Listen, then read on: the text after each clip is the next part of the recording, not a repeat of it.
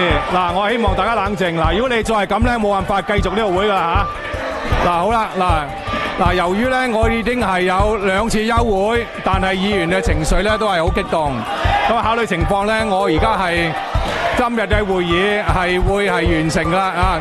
現在宣布休會啊！請大家19號翻嚟開會啊！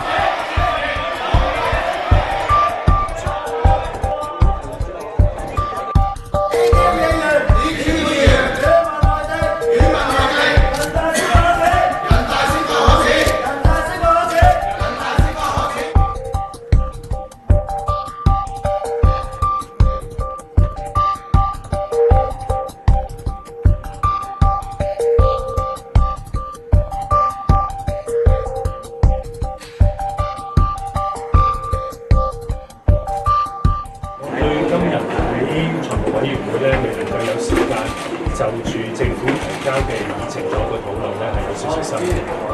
大家都知道咧，我哋教育局今次提出36億嘅優質教育嘅新措施嘅撥款咧，其實係希望可以喺2017-18學年開始咧，就喺學校裏面推行。咁當然我哋亦都尊重立法會財務委員會嘅程序啦。最近呢個取消議員資格嘅問題咧，非常之嚴重，直接衝擊咗咧係財委會個審議。本來咧係教育嘅撥款咧，我哋預期咧去審議係會相當順利嘅，咁但係受到呢個衝擊咧，係即係有一啲嘅阻滯。咁我自己個人咧係即係當大家知道，整個嘅撥款其實唔單純係即係政府推出嘅，亦都係咧係教育界多年嚟嘅訴求、多年嚟嘅要求、爭取嘅一個成果。所以咧，我亦都會全力咧係繼續咧係支持呢個撥款嘅通過。咁我亦都喺到目前為止，喺呢個問題上面咧，我都係有信心咧係撥款咧最終咧係能夠得到通過嘅。財委會開會到現在咧，超過一半嘅時間，有好多議員咧不斷提出一啲似是而非嘅規程問題。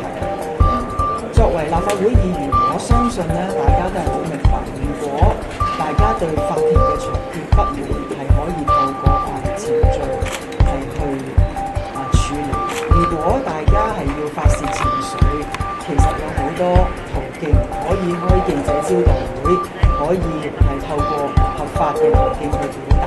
但係利用財委會開會嘅時間咧，係去表達一啲係與今次議程無關，而且已經用咗係超過1個小時咧，我認為主席已經係展現咗最大嘅包容度。